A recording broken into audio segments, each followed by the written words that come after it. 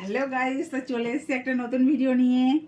বল্টু বনি এর মধ্যে কি বলো তো, বলতে পারবে না, যাই হোক বাদ দাও, আমি তাহলে খুলে ফেলি।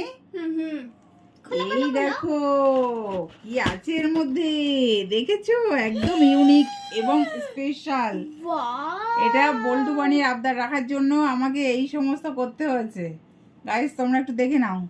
এই দেখো, মানে এটা মেকআপ কেক আর কি, মেকআপ কেক। মানে এখানে নেল পালিশ, লিপস্টিক, এখানে আইশ্যাডো প্যালেট, এইসব কি বলে বনি নাম জানে। এটা কি?